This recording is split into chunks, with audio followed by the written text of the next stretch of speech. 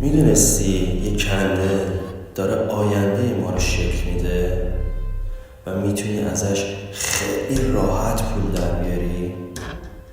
تو حاضری واسه آیندت چقدر تلاش بکنی؟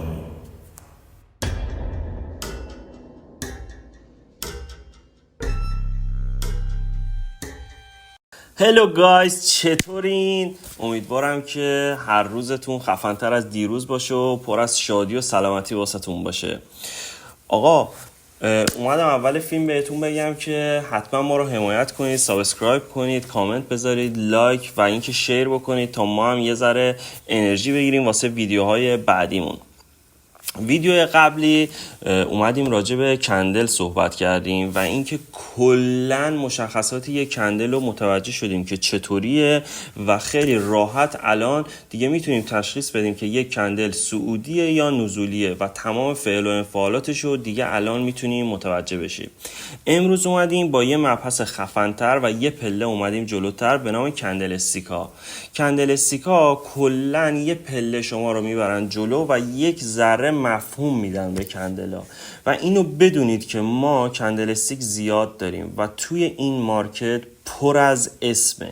یعنی راجع به هر مبحثی رو که بخواین حساب بکنید، هر استادی با هر مکتبی اومده روی یک چیز 1000 تا اسم گذاشته و شما اگه خودتون رو بخواین درگیر این اسما بکنید و درگیر این باشین که این چه اسمی داره، اون اونجا این اسمو گفته و گم میشین بین پر از اسم.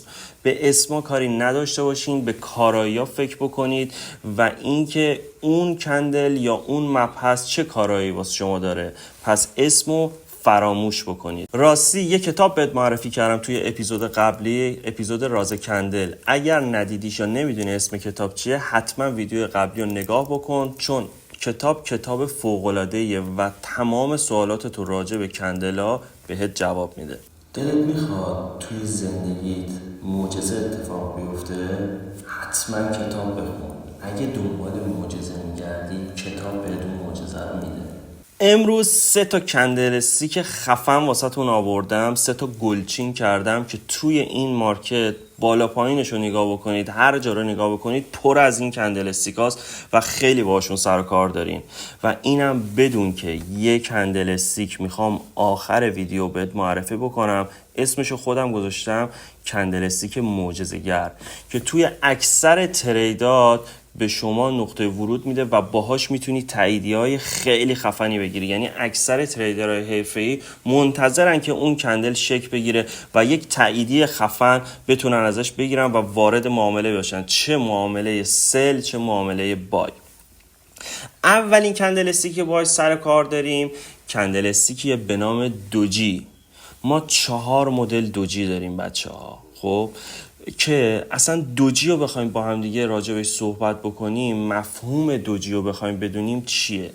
دوجی زمانی شکل میگیره که بازار دچار سردرگمی و بی تصمیمیه. یعنی چی؟ یعنی که توی اون لحظه، حالا تایم فریمش اصلا فرقی نداره، ممکنه یه دوجی توی یک روز توی تایم فریم روزانه شکل بگیره، چه تو تایم فریم 1 دقیقه بخواد شکل بگیره. پس تایم فریم اصلا تو مباحث ما مهم نیست، اینو بندازین دور. زمانی که خریدارها و فروشنده ها در رابطه با مبلغ با همدیگه به توافق نمیرسن. مشخصه اصلی دوجی چیه؟ اینه که همیشه اوپن و کلوزشون روی همدیگه میفته. پس اگر یک کندلی رو دیدین که اوپن و کلوزش روی همدیگه افتاده و بادی نداره، بدونید که اون کندل اسمش دوجیه. کجا به کار میاد؟ زمانی که شما دارین یک روندی رو میبینید، مثلا سعودی، انتهای اون روند اگر یک دونه کندل دوجی دیدین تو تایم فریم پایینتر باز بهتره، میتونید اونجا یک سناریو بچینید که دیگه قیمت اونجا به انتهای نقطه خودش رسیده و امکان داره که بازار از اونجا چرخش خودش رو آغاز بکنه و مسیر خودش رو عوض بکنه. حالا ما 4 مدل دوجی داریم که میخوام اولیشو بهتون بگم. دوجی گریو استون، بهش میگن دوجی سنگ قبر. این دوجی چه شکلیه؟ طبق عکسی که دارین میبینید این دوجی شبیه تی برعکس میمونه و بهتون بگم که شادوش رو به بالا کجا به کار میاد؟ زمانی که ما یک مسیر صعودی داریم، یک روند صعودی رو تشخیص داریم و میرسیم به یک نقطه مقاومتی، یک ناحیه مقاومتی، اونجا ممکنه که دوجی سنگ قبر شکل بگیره و ما اونجا اگر این دوجی رو دیدیم میتونیم احتمال اینو بدیم که اون روند میخواد چرخش خودش رو شروع بکنه. دوجی بعدی که باهاش سر و کار داریم دوجی معمولیه، بهش میگن یک دوجی معمولی، شبیه یک به علاوه میمونه طبق عکس که نگاه بکنید.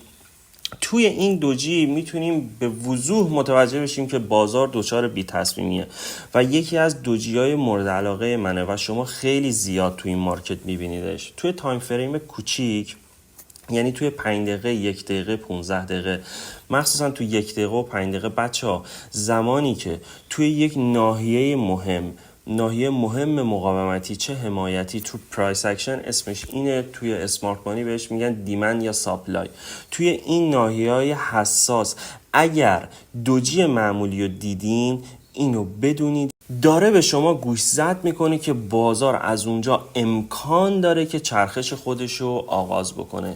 اینم در نظر بگیرین که من دارم میگم که ممکنه آغاز بکنه، منظور چیه؟ هیچ وقت یک کندل به تنهایی نمیتونه بیانگر این باشه که یه مارکتی میخواد مسیر خودش رو عوض بکنه. همیشه اینو بدونید که چند تا شاخص بغل همدیگه قرار میگیره که میاد به شما یک سناریو میده، یک مفهوم میده و هر پله که اون چارت داره میره جلو، اون سناریو شما رو قوی تر میکنه یا ضعیف تر میکنه و اینو بدونید. خیلی محکم وای نسین پای سناریویی که میچینید. همیشه ما 2 تا سناریو داریم، یا سناریو بای داریم یا سناریو سل داریم. اگر یکیش فیل بشه پس 100% اون یکی سناریو قوی تره. دوجی بعدی که باهاش سر و کار داریم دوجی بهش میگن دراگون فلای یا دوجی سنجاقک. این دوجی شبیه تی انگلیسی میمونه و شادوش رو به پایینه. کجا شکل میگیره؟ زمانی که ما یک روند نزولی داریم، زمانی که قیمت میرسه به انتهایی ترین حالت خودش، اونجا دیگه فروشنده ها تصمیم میگیرن بیشتر از این دیگه نفروشن و خریدارا میان روی کار. حتما باید روی یک ناحیه حمایتی باشه دوستان تا کاربرد بیشتری داشته باشه. اونجا ما میتونیم که متوجه بشیم که بازار ممکنه یک چرخشی داشته باشه. حتما بازم تاکید میکنم باید روی یک ناحیه حساس باشه. به خودی خود وسط یک روند این کندلا هیچ معنایی ندارن، اصلا بهشون توجه نکنید. و آخرین دوجی که باهاش سر و کار داریم عین دوجی معمولی میمونه، بهش میگن لانگ لگ یا دوجی قد بلند. این دوجی عین همون دوجی معمولی طبق عکس که داریم میبینید، فقط شادوش یک مقدار بلندتره و کلا کاراییش عین همون دوجی معمولیه و هیچ تفاوتی با هم دیگه نداره. کندل استیک بعدی که باهاش سر و کار داریم که من بهش میگم کندل استیک معجزه‌گر، که این 2 حالت داره، یه حالت نزولی داره، یک حالت صعودی. در اصل یه دونه است خب که حالت معکوس پیدا میکنه، ولی خب 2 تا اسم واسش گذاشتن، بهش میگن الگوی چکش یا همر. مشخصات این الگو چه شکلیه؟ مشخصات این کندل چه شکلیه؟ یک بادی کوچیک داره، یک بدنه کوچیک داره و یک شادوی بلند. اصولاً کندل همری واسه ما معتبره که شادوش 2 یا 3 برابر بزرگتر از بادیش باشه. هر چقدر بلندتر باشه چه بهتر. اینو بدونید دوستان، یک کندل باید اعتبار داشته باشه و یک کندل رو میتونی بغل یک کندل دیگه بذاری، متوجه میشی که اون کندل قدرت بیشتری داره. چجوری میتونیم اینو متوجه بشیم؟ مثلا یک همر نباید اون طرفش یه شادو داشته باشه، یا اگه داشته باشه خیلی شادوی کوچولو باید داشته باشه.